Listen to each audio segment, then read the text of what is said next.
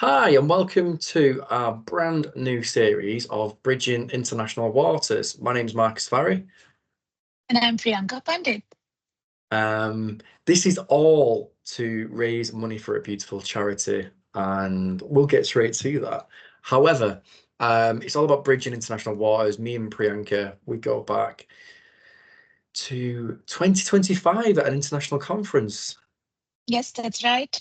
We met at a lovely conference that talked about online dispute resolution, and Marcus and I found the common love we share, which is mediation, which is why we're here. And the idea of bridging international waters for us is to talk about mediation, spread the awareness, help you understand what it is, and maybe try and explain why we love it so much. and do some good along the way by supporting a charity. Absolutely. So I've put some slides together and I'm gonna click next. There we are. So I'm from sunny Manchester, sunny Oldham, I call it. I'll try and make it as sunny a place as possible. I'm one of your hosts. I'm Priyanka. Yes, and I'm from Mumbai, Bombay, India, whatever you want to call it. And I am your other host from India across the waters. And together we're bridging international waters together. Yes, absolutely.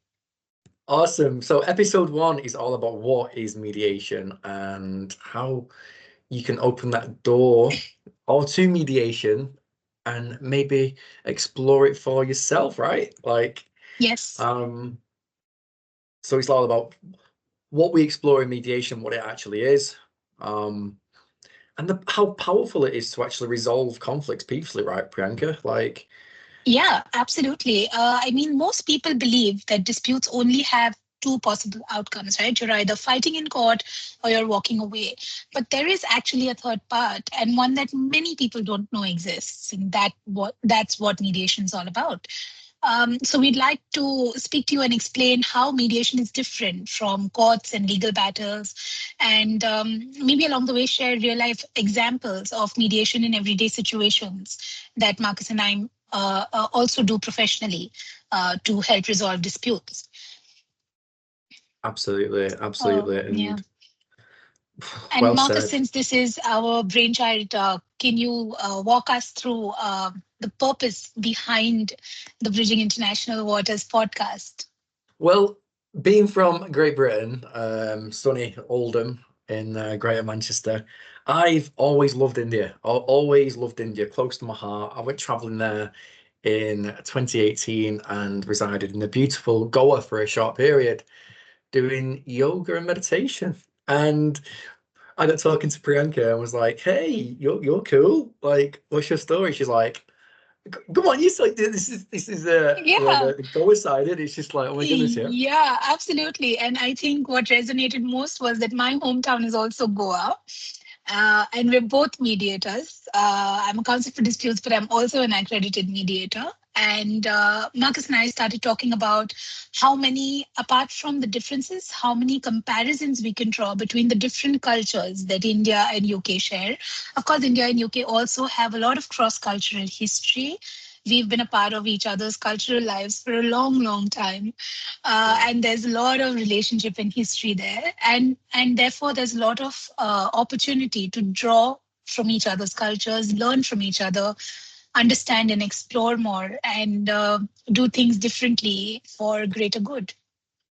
And that's it. And if we can pass something over to yourself that is beneficial, where you resolve a conflict, then isn't that the real outcome? Like that's the work of what we're trying to pursue. Like if we can teach you something from this episode, from this podcast, documentary series, call it as you wish.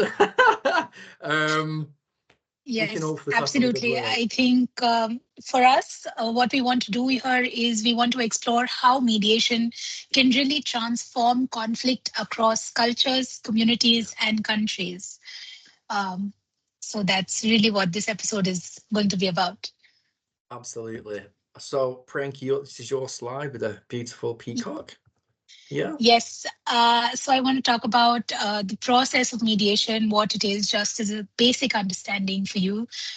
So mediation is a structured conversation guided by a neutral third person. So what I mean by that is very often people think that mediation is just, very informal process and there's no method behind it. But it's quite to the contrary. A lot of what mediation does is based on a really structured, well thought process, and it's guided by a neutral third party. Now, this is essential in understanding because in most other conflict resolution methods, like litigation, which is courts, or arbitrations, which is where most commercial disputes find themselves, somebody else is always making a decision for you. The beauty of mediation is that it is guided by the mediator, who is a neutral third party. So, as a mediator, when I'm mediating, I have absolutely no interest in the outcome of the dispute. I am really there just to guide the parties to understand how they can resolve their own disputes. So, it's a very empowering process.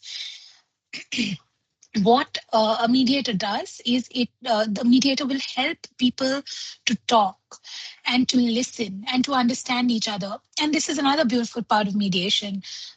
None of the other processes out there, like arbitration or litigation, will allow the parties to feel like they're being heard. Most talking is done by the lawyers that are engaged in the process, because it's all very technical. It's driven by statutes and laws and norms that you're required to follow. But because mediation is such an informal process, it really gives the parties an opportunity to feel like they can talk themselves, to feel like they're being heard, they're being listened to, and they're being understood. And once that sort of happens, it can really change the dynamics of the process drastically, and allow parties to reach a final resolution where they don't feel like this was an unnecessary process, waste of time, or they feel dejected or demotivated. In fact, they feel more empowered as they walk out of the process successfully. So it focuses on finding solutions rather than proving who is right or wrong. Mediation is not about someone deciding what is right. It's about allowing the parties to understand what works best for them. Because many times in law, even if the courts or the arbitrators want it, they're bound by certain norms and unable to provide those resolutions. But mediation is a voluntary process which allows the parties to come up with their own solutions. And if it works for both parties, it works for them. And they both can end up, in what we popularly call the golden middle, which is a win-win situation for both sides.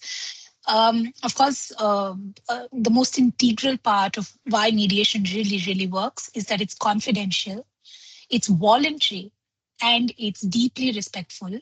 Unlike most other processes, mediation is a very inclusive process, which means even people who may not be directly parties to the dispute or conflict can choose to come to mediation and speak their word out. So all stakeholders can participate in mediation, and it allows people to resolve and walk through the conflict in a calm and constructive way. Fantastic. Well explained. So, conflict, whether it's in the workplace, at home, in the community, it is kind of a natural part of human relationships. So, but with that stems from different people's experiences of conflict. Now, when people hear the word conflict, they get the backs up. It's fight, flight, or flee mode comes in. It's like alarm bells start ringing, and it's like, what do we do? How to solve that, and how do we do it? Now, if we look at the mediation example from what Priyanka's just said, and it's basically, it can be a nice, gentle, sacred space where you can have your voice heard, listened to, felt, moved forward with, and your point actually considered to the other party and or person in that relationship of what could actually try and bridge that gap of where the communication was lost. And that's the reason most disputes just escalate, because their thoughts, feelings, and wishes weren't actually considered and were just totally ignored and shut down. And it's like, imagine how beautiful it would be if both parties could have a safe space where they could say what they needed to say and stop feeling so tense and stuck in an impasse because they weren't felt and heard. Now, again, safe space, I call it sacred space because it is a sacred space where you can actually express what is going on for you with an honest conversation with a third party neutral who has no interest apart from keeping both parties safe. Now, it encourages you to speak, it encourages you to understand it rather than passing blame, shame, you did this, you this. It's nothing to do with that. It's all about creating some lasting solution going forward for you. And even better, it's non-binding and it's voluntary. So the fact that you volunteer yourself to go out in the first place, that's a huge positive, right? So that's why the healthy solutions, and that's how it kind of really goes forward. And yeah, that's great. Yeah, absolutely. I couldn't agree more, Marcus. So, what typically happens when people look at traditional forums for dispute resolution, like going to courts, what always happens is that somebody out there is deciding an outcome for them, right? Most of my clients who are in litigation and who are facing hard struggles often feel like they don't have any power to or control over the process, and it causes a lot of negative anxiety because they don't know what the outcome is going to be. And very often, even though one side's got a positive order, both sides sometimes feel like this was not worth it, or nothing productive came out of the process. Well, the beauty of mediation is that it is so empowering that it actually keeps the power. It keeps the parties in the deciding chair. It empowers them, and they can decide their outcome for themselves.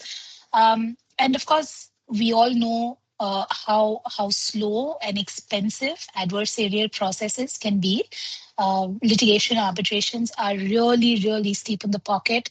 And many times people compromise on the quality of what they can do with a litigation or an arbitration because they don't have the kind of money or resources that are required to really stay the process.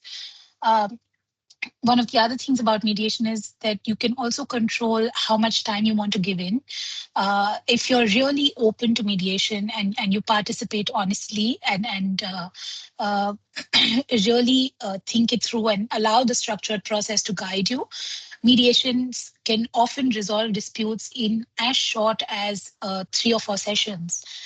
Sometimes even 1 or 2 sessions. And we've seen that happening with parties who are really ready to explore and resolve and use their own empowerments to sort of close things, right? So it's very often more faster, much more flexible, and a very collaborative process. The beauty of mediation is that it allows you to keep the relationship intact many a times, even when you've walked away or moved beyond the dispute. So it's really about saving the relationship. Even if you've had a conflict, you don't look at it as a roadblock. You've worked on it, you've understood the other side, and the goal is resolution and understanding. It's not winning and losing. So it really shifts your perspective from what traditionally other adversarial processes do. Yeah, like, because usually it's like, well, you always get the I'm going to call my lawyer. It's like, well, imagine if they takes the power completely out and passes it back to the parties, isn't it? So it's like, Yes. we're just all about exploring what it really is and how we can look at it to resolve the conflicts for others peacefully. And again, well explained as regards to how it differs from court on the legal sector, the costs alone, arbitration. We can talk about cases going forward, but honestly, Yeah. it adds up very, very fast. They can be very, very crippling.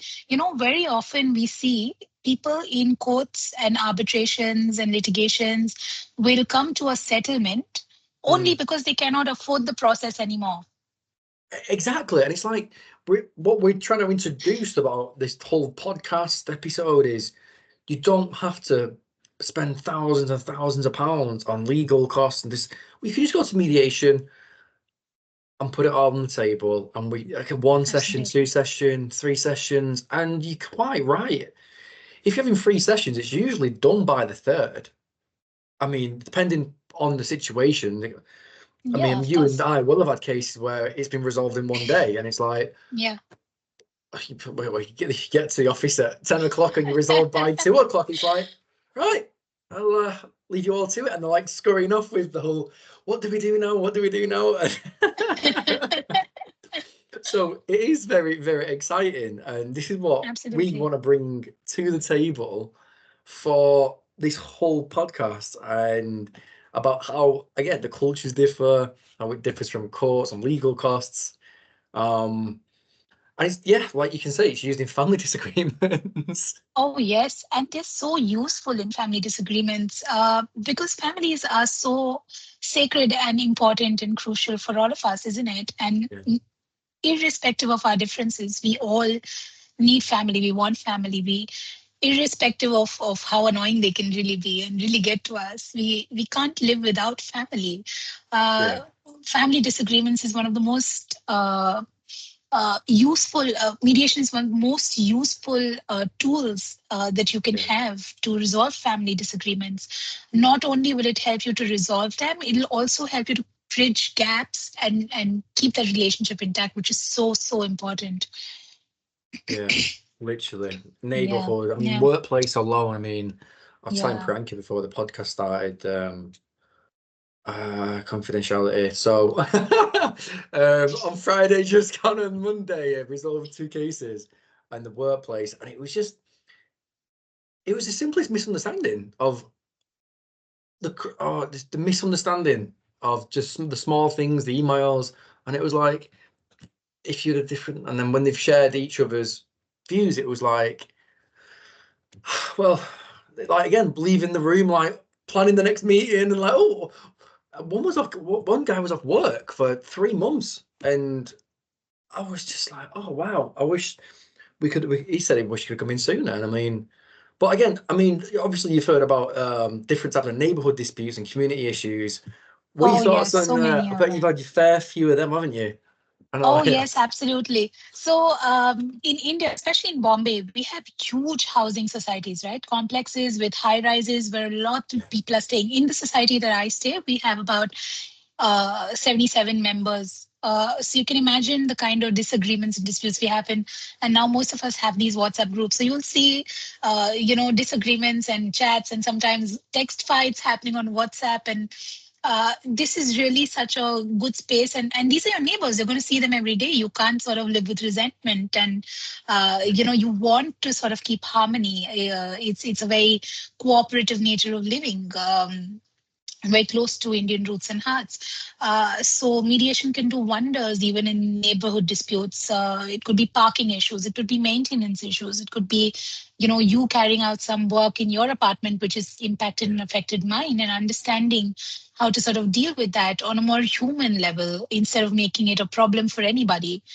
And of course, community disputes. We are a very very diverse diaspora.